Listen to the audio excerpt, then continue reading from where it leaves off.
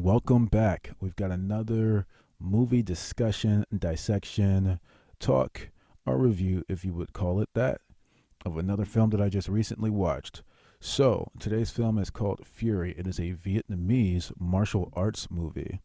It is spelled Furie, not Fury. So, yeah, let's get into it.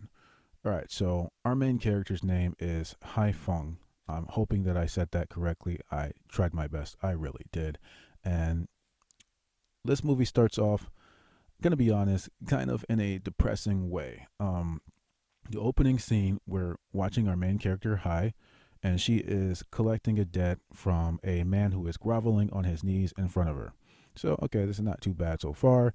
So, we're assuming one thing from the onset, that there is something about this small woman that is so freakishly intimidating that this grown man looking like he's in his mid 40s is on his knees groveling like a child in front of her. She does not have a weapon, she does not have a gun. She is just standing there. So, this is how we're introduced to the character. It's like a montage of her going and collecting money from various people. Some people fight back and she might run or fight a little bit. And some people she hurts and just intimidates and they're afraid of her and they give her the money. So, this is how we're introduced to the character. She's basically a thug. And then we move on to meeting her daughter. So we are introduced to her daughter when her daughter is being bullied by a group of school children because her mother is a thug, a debt collector, and her mother is also single. So she is the child of a single mother. And in this movie, they call her a bastard for that, which is weird. I've never seen a female call a bastard, but that's what the kids were calling her. Must be a thing in Vietnam. Not really typical over here for females to be called that. It's usually reserved for male children. But anyway, so this is where we start creeping into a very bleak and depressing opening. So far, we've got the mother who is a single mom and has no idea of who the father is and is a thug, and her daughter is getting bullied at school because of her mother's choices. So let's actually delve some more into the background of this character. There are some things later on that you learn about this character that I'm just going to flesh out now because, I mean, most of it you learn at the beginning. Her mom is a ex gangster, ex prostitute, ex thug. Well, let's run that back. Hai Feng is an ex gangster, ex stripper, ex prostitute, um, and during her work as a prostitute, it would seem that she became pregnant from one of her Johns and does not know who the father is and just decided to keep the baby for some odd, peculiar reason. And she also is ostracized from her family and is a chain smoker. So we learn all of these things out pretty early on. Some of them, a few of those things are kind of midway through the movie, but for the most part, we learn all of these things very early on. So the relationship between Hai and her daughter Mai, or May, I believe it's Mai. Yeah, I believe it's pronounced Mai. It's Mai. The relationship between these two characters is very strained from the onset of the film. You can see that Mai, with her childlike mind, just is able to brush off a lot of these stressful situations because, as children are happy-go-lucky, they just are so eager to be happy that they usually don't get beat down by the stress of life. And so Mai is trying to be loved by her mom. She's making her mom dinner when her mom is burning the food and making trash food. And overall, she's just trying to lighten the mood. She just wants to be loved by her mom, and she wants her mom to stop being a thug so kids will stop making fun of her. Her mom is totally beaten down by the stress of life at this point. It's not really explained why she got out of being a gangster or, well, she's still a thug, or a prostitute or any of that, but I'm going to assume it had something to do with her becoming pregnant. Um, and so, yeah, so now they're just living in a tiny shack, going day by day as a debt collector and as a student who gets bullied. So, after we learn all of that about our main character, or you can say main characters, but pretty much one main character, Hai.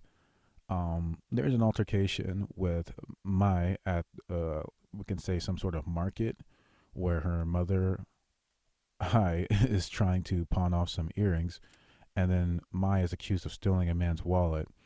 And Hai is so used to being embarrassed for her lifestyle choices, and my this is my interpretation of the scene, that she's just so used to being ridiculed for her life choices and everything, that she's just trying to like live up to people's expectations. So when everybody gathers around Mai and starts accusing her of being a thief and a pickpocket, Hai is very quick to just, first she defends Mai, but then she's very quick to just assume that the people are telling the truth, and she starts questioning Mai herself and asking Mai to empty your pockets and prove that you haven't been stealing. And Mai is refusing because she's like, basically, it's just me and you, mom. Like, it's always been me and you. Why are you trusting these strangers more than you trust me? Which is, in all honesty, a very disrespectful thing to say to your parents. I mean, it makes sense. She's not wrong, but no child would ever say this because they don't have the capacity or maturity to think like this. Like, to put their parent in a emotional conundrum like that, where saying, "Why are you trusting strangers over me?" I don't think any child would ever think to say that. And in all honesty, like I said, it's kind of disrespectful because your parent, in my opinion, is just going to raise you in the way that they see fit, as long as it's in a normal, humane way. And if your mother is asking you to empty your pockets to clear up this matter, whether you think it's the best way to clear up the matter or not, you probably should just empty your pockets. But that's just my opinion. It doesn't really matter and not really relevant to the movie at all. So let's move on. So once Hai refuses to trust Mai runs off. And then after she runs off, a man drunkenly stumbles up and says that everyone there accusing Mai, they're all fools. He dropped his wallet and Mai was helping him find it. So then the crowd disperses, not really giving anyone any apology, and then becoming mad at the drunk. So that's the end of that scene. And Hai goes back to trying to sell the earrings, and then it's at that point where she's not watching her daughter that Mai is kidnapped. So from this point forward, it's straight kung fu, straight martial arts. So Mai then is being taken in some kind of canoe, some type of boat down the river, and then Hai is chasing her, and people are trying to prevent Hai from, I don't know, catching up to Mai, and this is where they start fighting. So I'm going to stop right there, pretty much explaining a play-by-play of the film, and then just give my analysis on certain things about the film. So the let's see what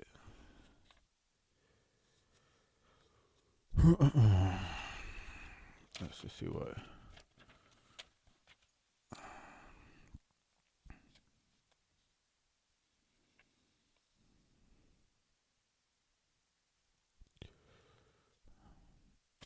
Okay, so just to give my thoughts on everything that I've spoken about so far.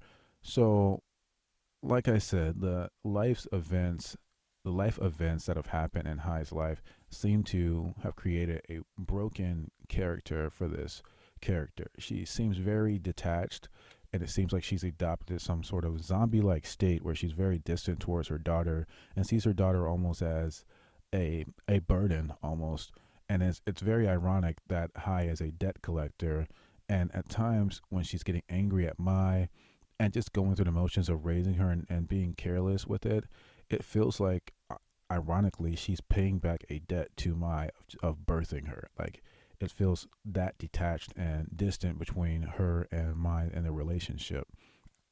And it's it's complicated because you have Mai who's trying to keep the relationship going strong, and then you have Hai who just really doesn't seem to care. And when Mai is then taken, it seems to awaken the motherly instincts in Hai, and she begins to grow and begins to understand that she actually cares about this child, which she inexplicably kept. I, I don't know like why in the first place if you're not going to want the child, but I mean then we can get into abortion beliefs and all that. But this is a movie. This is not real life. So she just decided to keep it. So anyway, yeah, I mean that's the state that she started the movie in, and now when Maya's been taken, she starts to slowly awaken and unlock her true feelings of actual love for her daughter and caring for her daughter. Okay.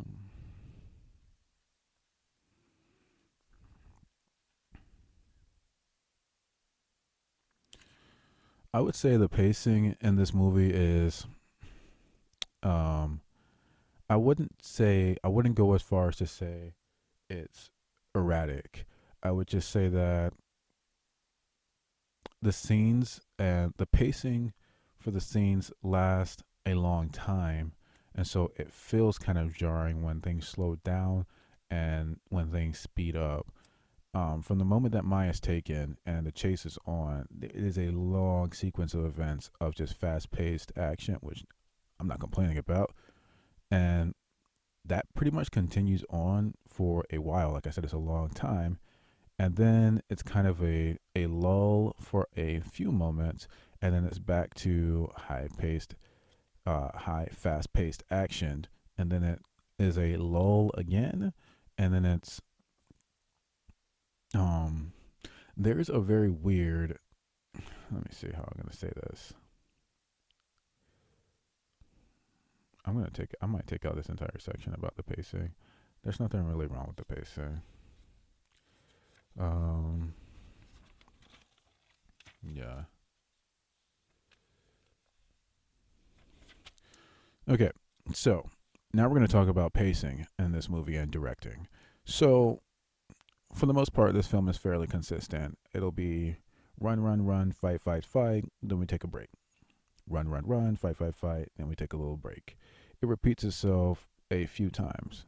I think about three times it repeats itself. There is a bizarre choice of a scene and one part in this movie. It is a hospital scene, and it starts off as a normal, just a normal, like, okay, this is some downtime between fighting and running. And then it ends, like, it sort of morphs into a comedy skit in the middle of this. And I have no issue with you inserting comedy into a movie that's actually very serious. It's a martial arts movie with actually really heavy tones. So there is no laughing in this movie until this moment, which makes it so jarring and bizarre. And the fact that it's drawn out is kind of not good. It doesn't really fit in the film. It's kind of corny. I feel like if you wanted to insert some humor, you should have just told a joke. Honestly, I mean, tell a joke or have a character who will tell a joke from time to time, or have somebody get knocked out in a humorous way. But um, that's pretty much my only complaint as far as pacing goes. It was just a very bizarre hospital scene, comedy skit out of nowhere, which is actually ironic because that scene was then followed by one of the most dramatic and revealing and I believe the most well acted scene in the movie. And it's like, okay, so we were just going just fine, and then we added that goofball stuff, and now we're winning Academy Awards. It was strange. That's all I'm gonna say about that.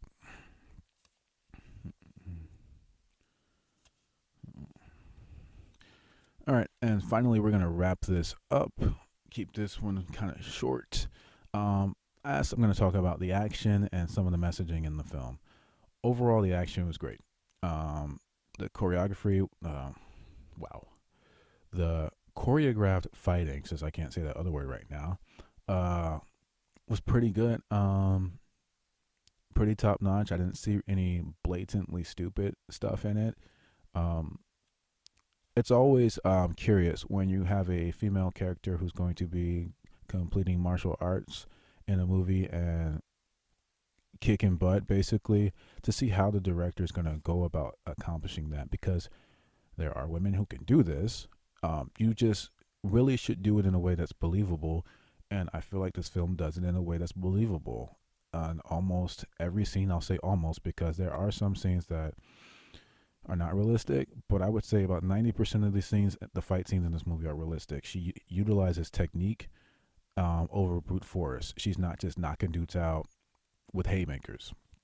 She'll use technique, and she uses her opponent's momentum and her opponent's body weight against them, along with her own body weight. So really, we're just saying that she's better than everyone else at fighting, and she uses that technique and those skills. She doesn't ever manhandle anyone. There are a couple times where she does some throws that would take a lot of momentum from her opponent that was not there, or a lot of more body weight, or straight up pure raw strength from her that isn't there. But like I said, that's few and far between. At some point, it was going to get unrealistic, but for the most part, it's all very plausible. All of the moves that she does in this movie. I would say the firearms use was maybe a little bit unrealistic as well. It got real James Bond like, John Wick like, and it's just like, okay, man, I believe you were a gangster before, but like, you're not John Wick. There's no way. But yeah, so a little bit of that, but for the most part, action scenes were great and very well choreographed and realistic. And a lot of her opponents actually were not that much bigger than her, which again helps with the realism and making all the fight scenes plausible. There was one brutal scene towards the end of the movie that was one of the best fight scenes I've seen since some Jason Bourne type stuff. And I love Jason Bourne's fight scenes. I feel like they're some of the best in action movies ever. Um, Now we're going to talk about some of the tones in this movie and some of the messaging. Like I said, it's a really dark movie, honestly. It starts off very bleak. Um, it's very depressing in the beginning, but it does have some overall messaging that it foreshadows in the beginning of the film, and it comes full circle, and they teach something that Hai has learned throughout the movie. There's an instance. I'm gonna say I'm gonna try to say both of them if I can remember, but if I can, I'll just say one. The one I do off the top of my head remember is there's a point early in the movie where a male who Hai injured his relative while she was collecting a debt from him shows up at their little hut unannounced and starts banging on the door. Whatever, he bangs on the door. They stay quiet. He leaves, and then when he's gone, Hai tells Mai, "You can't be scared because when you're scared of things, basically like you're vulnerable and you're weak, and you can't be scared because people like that guy are real. And you have to be prepared." And at the end of the movie, she learns and she tells Mai that it's okay to be scared because without fear, you can't basically be brave, which is a very basic concept that everyone pretty much knows, but some people don't, I guess. But I mean, it's a good lesson, and if you don't know it, well, now you know. You cannot exercise bravery without being afraid in the first place. That doesn't make sense. So there's that lesson learned, and then I feel like there was just another message of valuing your loved ones and your family, and not wasting time on Earth. What did you have with your family? Because it's brought up that Hai was distant from her family and walked away from it, and then people just kept dropping like flies and dying in her family, and she was just never there. And at the end, her estranged brother it visits her while she's in the hospital from all of her butt kicking, and you see that relationship is being repaired, and she also has a better relationship with her daughter Mai, and I feel like it's the film is stressing that if you're not appreciative of what you have, you will miss it when it's gone. And Hai had to learn that, and she learned that she was ungrateful, which comes up earlier in the film, and she ends the film being very grateful for what she has. So that's pretty much it. As far as what I would say about this movie, entertainment wise, and my rating for it, I would say, hmm, it was okay. It was not bad. It is not very deep. It's a martial arts movie, and the martial arts were very good. Um, and yeah, so it was entertaining. I would recommend you watch it. It was pretty good. So thanks for watching, and I'll see you at the next video.